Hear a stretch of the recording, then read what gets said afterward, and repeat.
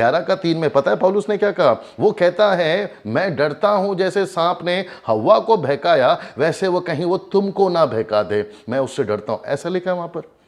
और उसी का 28 में लिखा है कि मुझे सारी कलीसियाओं की चिंता प्रतिदिन सताती है। ऐसा क्यों? क्योंकि परमेश्वर पौलुस को यह बात कर रहा था कि जैसा होना चाहिए वैसा कलीसिया में नहीं हो रहा है। प्रेरितों का 20 का 27 में भी उस बात का जिक्र है। वो कहता है मुझे डर है कहीं मेरे चले जाने के बाद में ये जो कलीसिया है उसमें फाड़ने वाले भेड़िए ना आ जाएं, मेरी कलीसिया को खराब ना कर दे। ये तमाम चीज़ें हैं जो कि आप लोग बाद में इसको पढ़ सकते हैं ना। मैं फिर मुद्दे पर आता हूँ। क्या मत्ती 28 का 18 से 20 का भी आपने पूरा किया? मैं आपको पूछ रहा हूँ। मैं उस जवान से बात कर रहा हूँ, मैं उस बहन से बात कर रहा हूँ, मैं उस भाई से बात कर रहा हूँ, मैं उस पास्टर से बात कर रहा हूँ, मैं उस एवेंजलिस्ट से बात कर रहा हूँ, अपोस्तल से, प्रॉफिट से, टीचर से बात कर रहा हूँ। क्या आपने ये सिखाया? आप क्या सिखा रहे हैं आजकल? क्षमा करना अच्छी बात है, गलत नहीं है, लेकिन उसी पर पूरी जोर क्यों? आजकल आप क्या सिखा रहे हैं? अनॉइंटिंग में पाना, अनॉइंटिंग को कैसे पाना, गलत नहीं है, लेकिन उसी पर जोर क्यों? आजकल आप क्या सिखा रहे हैं? How to fill with the spirit, ये सिखा रहे, गलत नहीं है, लेकिन उसी पे जोर क्यों? आप ये सिखा रहे हो कि आपस में प्रेम रखो, गलत नहीं है, लेकिन इसी पे जोर क्यों? देखिए वो ये जितने हैं ना, ये मिनिस्ट्री के एक पार्ट्स हैं, ये मिनिस्ट्री के एक हिस्से हैं, लेकिन आपका होल पार्ट क्या है? आपका मेन मकसद क्या है? आपके गाड़ी में दरवाजा है, 4-5 दरवाजे हैं, आपके गाड़ी को टायर है, आपके गाड़ी को डेकोरेशन है, लेकिन मेन पार्ट क्या है? इंजन। आपने सब कुछ लगाया लेकिन गाड़ी को इंजन नहीं लगाया, तो भैया लगा के फायदा क्या? ये सारी चीजें आपका इंजन है। मत्ती 28:18। Can you believe that? इसलिए लिखा है, यीशु ने कहा न्याय के दिन जब हे प्रभु बोलने वाले आएंगे, मत्ती 7:21 में यीशु कहता है मैं तुम्हें नहीं जानता। क्यों? तुम मेरे पिता की मर्जी पर नहीं चले। पिता की मर्जी क्या है साहब? आपका 2 पत्रस 3:9 कहता है एक का भी नाश ना हो, यह पिता की मर्जी है। 2 तिमोथी 2:4 कहता है सब मनुष्य का उद्धार हो, यह परमेश्वर चाहता है। See that? यीशु ने क्या कहा पता है? लूका 19:10 में मनुष्य का पुत्र खोए हुए को ढूंढने और उनका उद्धार करने आया है। लूका की किताब उसका 4:43 क्या कहता है पता है? वो कहता है मैं इसीलिए जगत में आया हूँ ताकि मैं कई नगरों में जाके प्रचार कर सकूँ।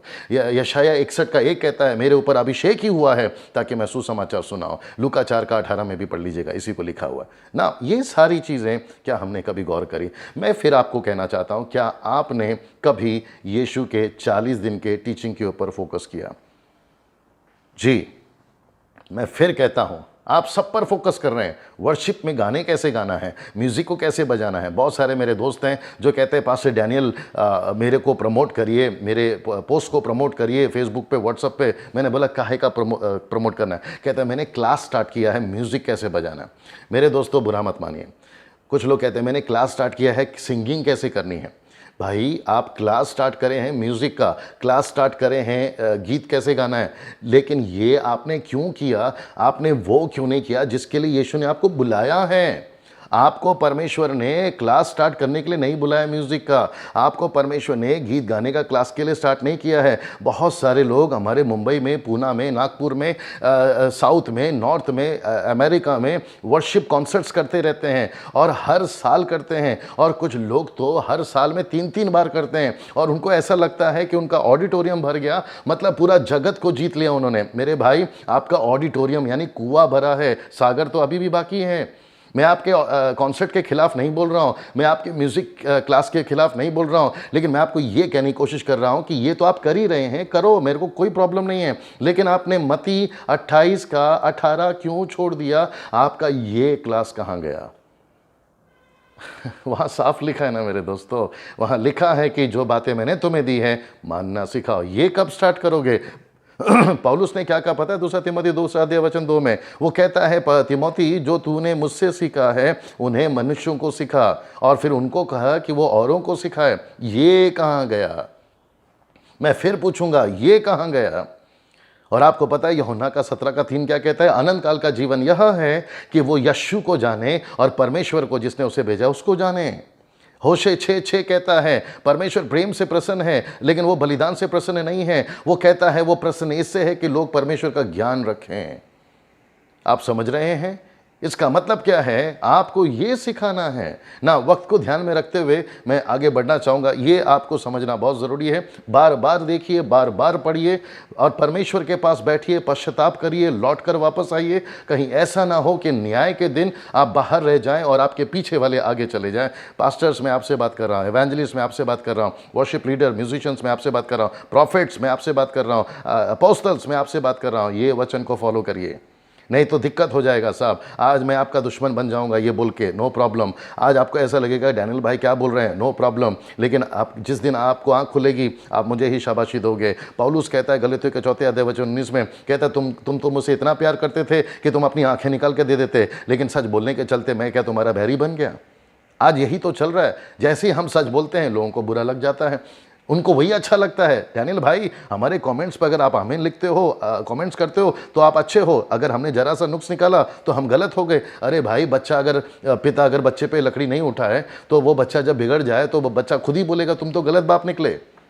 आप समझ रहे हैं? तो ये सारी चीज़ों को बोलने के चलते अगर मैं आपका बैरी बनता हूं तो मुझे कोई दिक्कत नहीं है। यीशु को नहीं छोड़ा ना शास्त्री फरीसियों ने, उन्होंने कहा ये गलत शिक्षा दे रहा है, ये दुष्ट आत्माओं से भरा है, ये पागल हो गया है। यूहन्ना 10:20 में लिखा है। ये तमाम चीज़ें यीशु के साथ में भी हुई है, क्योंकि यीशु सत्य कहते थे। और यीशु कहे अगर तुमको नहीं सुनना है कोई बात नहीं, मैं पत्थरों के द्वारा बात करवा, तुम चुप हो जाओगे तो पत्थर बोल उठेंगे। इसका मतलब क्या मालूम है? यहूदी चुप हो जाएंगे तो अन्य जाति बोलेंगे। और मैं वही कह रहा हूं, अगर आप नहीं करोगे तो परमेश्वर किसी और के द्वारा काम करवा लेगा। बिलाम को कैसे अक्ल दिया साहब? गधी के द्वारा। गधी कभी नहीं बात कर सकती। दूसरा पत्र 2 अध्याय वचन 16, गधी कभी नहीं बात कर सकती, लेकिन परमेश्वर ने बोला तुझे अक्ल देने के लिए मैं गधी से बात करवाऊंगा। तो मैं आपके लिए वो गधी बनने को तैयार हूं या गधा बनने को तैयार हूं, ताकि आप सही रास्ते पर आ जाएं ना। आगे बढ़ते हैं जल्दी से। आपको मैंने कहा था कि एक हो गया मत्ती 28 और दूसरा है मरकुस 16। मैं बहुत जल्दी खत्म करूंगा दोस्तों, मेरे साथ में बने रहे। मरकुस 16 में यीशु ने डांट लगाई। अगर आप देखोगे यहाँ पर पीछे वह उन 11 को भी जब वे भोजन करने बैठे थे दिखाई दिया और उनके अविश्वास और मन की कठोरता पर उल्हाना दिया, क्योंकि जिन्होंने उसके जी उठने के बाद उसे देखा था उन्हें उनकी प्रतीति ना की, उन्होंने उनकी प्रतीति ना की। उल्हाना इंग्लिश में लिखा है रिब्यूकिंग, रिब्यूकिंग, उल्हाना जो कि कहता है डांटना। अगर आप देखोगे तो यीशु ने डांट क्यों लगाई।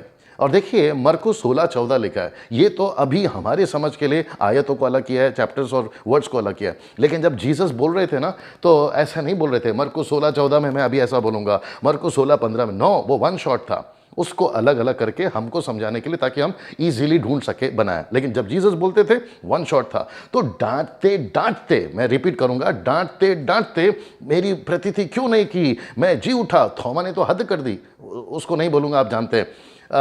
लोगों ने कहा अरे भूत आ गया, ये भी अलग विषय है। अब जब विश्वास नहीं किया तो यीशु ने डांट लगाई। मरियम बोलती है यीशु जी उठा है, तुमने विश्वास क्यों नहीं किया? इमाउस के रास्ते में मेरा बात हुआ, तुमने विश्वास क्यों नहीं किया? 500 से भी ज़्यादा लोग, 2 कुरिन्थियों 15 अध्याय, 500 से भी ज़्यादा लोगों ने मुझे देखा, तुमने विश्वास क्यों नहीं किया? ऐसी अच्छी डांट लगाई और डांटते डांटते ये रहा वचन 15। 14 में डांट लगाई, 15 में देखो क्या बोल रहे हैं, डांटने वाले टोन में वो कहते हैं और उसने उनसे कहा तुम सारे जगत में जाकर सारे सृष्टि के लोगों को सुसमाचार प्रचार करो। मेरे दोस्तों, मैं अभी थोड़ी देर पहले बोल रहा था म्यूजिक क्लास चालू करे हैं, सिंगिंग क्लास चालू करे हैं, कॉन्सर्ट्स करते हैं, गलत नहीं है, लेकिन आपको ये पहले करना है, आपको ये पहले सिखाना है, आपको ये चीज़ों पे फोकस करना है। पास्टर, आपके पास 200 लोग हैं, उनको ये सिखाइए। पास्टर, अगर आपके पास में 50 लोग हैं, ये सिखाइए। कहाँ से बिलोंग करते हैं कोई फ़र्क नहीं पड़ता। आप एक ऐसे शहर में हैं जहाँ पर इसकी छूट नहीं है तो भी आपको यही प्रचार करना है। पता है क्यों? यीशु ने कहा अगर एक जगह से निकाले दूसरे जगह में चले जाओ, मेरे कारण तुम्हें दुख उठाना होगा, मेरे कारण तुम्हें जेल जाना होगा। आपको पता है भैया, सुनो उसको, आजकल क्या प्रचार हो रहा है? सुख कैसे उठाएं, जबकि बाइबल सिखाती है दुख कैसे उठाएं। रिपीट करता हूं, आजकल क्या प्रचार चल रहा है? सुख कैसे उठाएं, जबकि बाइबल सिखाती है दुख कैसे उठाएं। सी दिस, ये फर्क है ना। और यही चीज यीशु ने कहा तुम सारे जगत में, देखिए जगत में, to all nations, whole world, preach the gospel to whole world. इसका मतलब है आपको सारे जगत में जाने को बोला है। इसका मतलब क्या है पता है? आप नहीं जा सकते कुछ कुछ जगह पे, लेकिन आप भेज सकते हैं। आप एक जगह पे गए, दूसरों को दूसरी जगह पे। आपका टारगेट जगत होना चाहिए, आपका फोकस जगत होना चाहिए, आपका दर्शन जगत होना चाहिए। Your vision should be world. ये चीज़ें हैं जो कि यीशु ने कहा। और याद रखो, डांट लगाते लगाते अब आप देखिए यहाँ पर अगर 15 में लिखा है तो वचन 16 में क्या लिखा मालूम है? जो विश्वास करेगा उसका उद्धार होगा, चाहे वो कोई भी जाति का हो, वो विश्वास करेगा। फिर 17 कहता है वो मेरे नाम से दुष्ट आत्मा निकालेंगे, उनके अंदर ये निशानी होगी, दुष्ट आत्मा निकालेंगे, नई नई भाषा बोलेंगे। और याद रखिए, नई नई भाषा मतलब ग्लोसा ग्रीक में, और वो है भाषाएं। अन्य जातियों में जाना है ना, देखो ना लिखा ना जगत में जाओ, तो जगत में जाने के लिए भाषा आना जरूरी है ना। और बाइबल कहती है प्रेरितों की किताब 4 अध्याय में कि पतरस और यूहन्ना तो अनपढ़ थे, अनपढ़ों को जगत में जाने कैसे आएगा, उनको भाषा कैसे आएगी? तो पवित्र आत्मा कहता है नो प्रॉब्लम, भाषा मैं दूंगा। और यही चीज़ तो है जिसको आज लोगों ने जिब्रिश बना दिया, वो बात अलग है, वो मैंने ऑलरेडी बात करी हुई है, उसके ऊपर मैं नहीं जाऊंगा। लेकिन यहाँ पे जगत में जाने के लिए भाषा आना जरूरी है।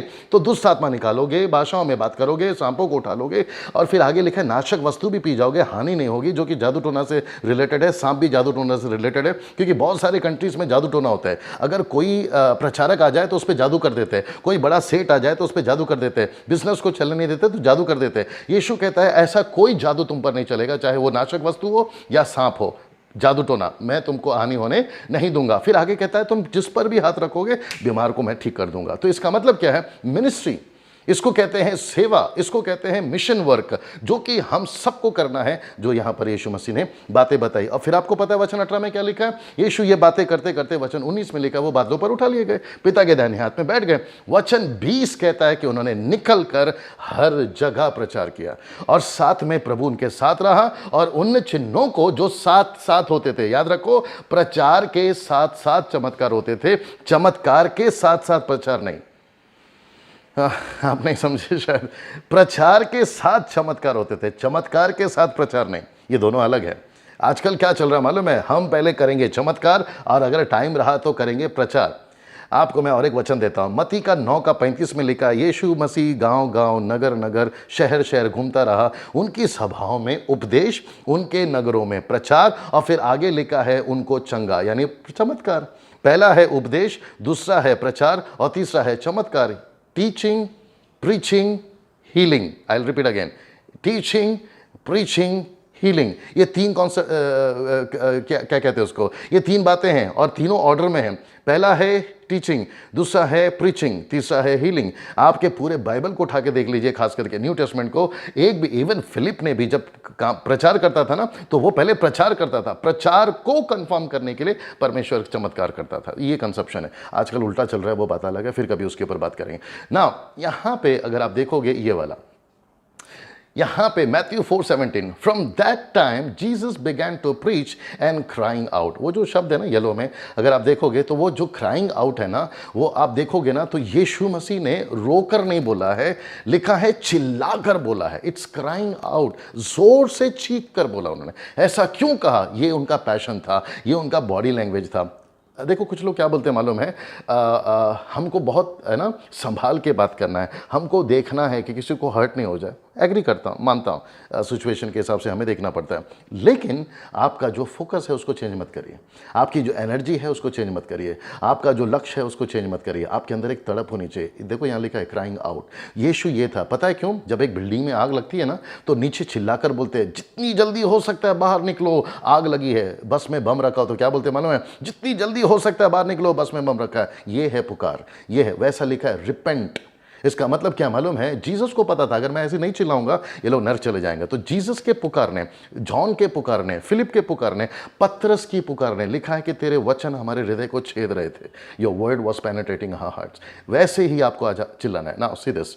अब यहाँ पे ये जो फाइवफोल्ड मिनिस्ट्री है मैंने यहाँ पे रखा है, देखिए लिखा है अपोस्टल्स, यानी कि प्लूरल है, सिंगुलर नहीं है। Teachers, evangelist, pastors, teachers. इसका मतलब है आप देखोगे तो यहाँ पे अपोस्तल नहीं है, अपोस्तल्स, प्रॉफिट्स, एवेंजलिस्ट, पास्टर्स, टीचर्स। अगर आप इसको देखोगे तो आपको अपोस्तल नहीं बनना है, आपको अपोस्तल बनाना है। आपको प्रॉफिट बनना नहीं है, आपको प्रॉफिट्स बनाना है। एवेंजलिस्ट नहीं बनना है, आपको एवेंजलिस्ट बनाना है। पास्टर्स नहीं बनना है, पास्टर्स बनाना है। टीचर्स नहीं बनना है, टीचर्स बनना है। ये वो कॉलिंग है। कुछ लोगों को परमेश्वर बनाता है और कुछ लोगों को परमेश्वर कहता है तुम दूसरों को बनाओ। कैसे बोल सकते हैं? आपने 11 पढ़ा, 12 कभी पढ़ा है? वहाँ पर लिखा है ये सब इसलिए to edify the church, work of ministry and sanctify of the church. मतलब सेवा का काम करना है, पवित्र लोगों को सीधा करना है और परमेश्वर के राज्य को बढ़ाना है, एडिफाइंग द चर्च। तो ये उस पर्पस के लिए दिया गया। वचन 12 आराम से पढ़ लीजिएगा बाद में। अब आप क्या हो रहा है दिक्कत? अपोस्तल विदाउट चर्च अपोस्तल बनकर घूम रहा है, प्रॉफिट विदाउट चर्च प्रॉफिट बनकर घूम रहा है, एवेंजलिस्ट के पास चर्च नहीं है और कहता है आई एम एवेंजलिस्ट। पास्टर भी आजकल घूम रहे हैं नेशन टू नेशंस और कहते हैं मेरे पास चर्च नहीं है but I am a pastor. And teachers कहते हैं मेरे पास चर्च नहीं है बट मैं टीचर हूं। How can you be a apostle, profit, evangelist, pastors and teacher when you don't have the church? आपके पास चर्च होना चाहिए, क्योंकि 1 Corinthians chapter 12 verse 28 लिखा है and God has appointed in the church some to be apostles, some to be a prophets and some to be a so on. ये Jesus ने खुद कहे हैं, पौलुस के द्वारा कहा है कि मैंने चर्च में रखा है, नॉट आउटसाइड द चर्च। तो मैं ऐसे प्रॉफिट से, ऐसे अपोस्तलों से, ऐसे एवेंजलिस्टों से, पास्टरों से, टीचरों से पूछना चाहता हूं कि भाई आप लोग जो यूट्यूब पे आते हो, फेसबुक पे आते हो, आपका चर्च है क्या? आपका चर्च है क्या? अगर आपके पास चर्च नहीं है तो आप अपोस्तल कैसे हो गए? आउट ऑफ कॉन्टेक्स्ट नहीं जाना भैया बाइबल पढ़ते वक्त में। और मुझे जितने लोग सुन रहे हैं बहुत ध्यान से सुनना है, ये सिस्टम है जीसस का, डैनियल राज का नहीं है। ये परमेश्वर का सिस्टम है जिसको हमें समझना बहुत ज़रूरी है। इसके ऊपर बहुत सारा बात कर सकते हैं। अब नीचे कमेंट डालते वक्त में सोच समझ के कमेंट डालिएगा। जो लोग नेगेटिव डालते हैं, आप पहले इसको समझिए कि जीसस ने क्यों डाला है, 5-fold मिनिस्ट्री क्यों दिया है। और याद रखो 9 गिफ्ट्स हो, 5-fold मिनिस्ट्री हो, एक भी दान हो, कोई भी दान हो बाइबल का, न्यू टेस्टमेंट का, आपके पर्सनल यूज़ के लिए नहीं है। लिखा है 1 कुरिन्थियों 12वां अध्याय वचन 5, 6, 7 लिखा है सबके लाभ पहुंचाने के लिए दान दिए जाते हैं। नेक्स्ट सी दिस नाउ, अगर आप देखोगे यहां पर है ये वचन। Now see this, equipping of saints, work for ministry, edifying the body of Christ, and 1 Corinthians 12:28 लिखा देखिए, and God has appointed in the church, not outside the church, in the church, first to be apostles, second prophets and teachers and so on। आप देखिए वहाँ पर लिखा हुआ है ना। ये तो आपके बेनिफिट के लिए है, जो कि आप इसको देखकर पढ़ सकते हैं। इफिशियंस 4:12 ना, इसको पढ़िए साहब, देखो क्या लिखा है। लिखा है यूहन्ना 5:17 में, और मैं समझता हूं कि मेरा आखिरी होगा। लिखा है इस पर यीशु ने उनसे कहा, मेरा पिता अब तक काम करता है और मैं भी काम करता हूं। तो मैं आपसे पूछना चाहता हूं, जो परमेश्वर आपका है वो काम करता है, पिता आपका है वो काम करता है 24/7, लगातार 365 दिन, सदियों से काम करता आ रहा है। क्या पास्टर आपने ये वचन कभी ध्यान दिया? अपोस्तल क्या आपने कभी ध्यान दिया? बाइबल के टीचर्स, प्रभु के दास दासियाँ, म्यूजिशियंस, वर्शिपर्स, क्या आपने ये कभी ध्यान दिया? क्या आपने कभी इसके ऊपर फोकस किया? मेरा प्रश्न है। अब क्योंकि ये आखिरी है तो मैं चाहता हूँ कि मैं इसको एंड अप करने से पहले आपको एक चैलेंज दे दूं, और वो चैलेंज यह है, हम सभी को परमेश्वर का काम करना है। कौन से तरीके से करते हैं, कैसे करते हैं, ये परमेश्वर आपको बताएगा। कहाँ करते हैं, शहर अलग है, भाषा अलग है, कल्चर अलग है, सब कुछ अलग है, वो पवित्र आत्मा आपको बताएगा। लेकिन कम से कम मैं आपको चैलेंज देता हूँ, आप करिए। मैं आपको प्रोत्साहित करना चाहता हूँ, करिए, चुप मत बैठिए, परमेश्वर के काम को आगे बढ़ाइए। अगर आप ये जनरेशन में चुप हो गए, अगली पीढ़ी को तकलीफ हो जाएगा, अगली पीढ़ी में ये जो सुसमाचार का काम है ये नहीं जाएगा। सो मैं यहाँ से अलविदा लेता हूँ। फिर कभी भविष्य में प्रभु ने चाहा किसी और विषय के साथ मैं आपके बीच में आऊँगा। तो इसको प्रमोट करिए, लोगों तक पहुँचाइए, ये वीडियो को शेयर करिए, फेसबुक, व्हाट्सअप, जहाँ पे भी डालना चाहे, और ऐसा होने दीजिए कि परमेश्वर का राज्य बढ़ने पाए। एक मीडिया माध्यम है, मैंने कोशिश करी है, आप तक तो पर्सनली नहीं आ सकता, लेकिन आपके घर में वीडियो के माध्यम से ज़रूर आ सकता हूँ। Thank you so much and God bless you all.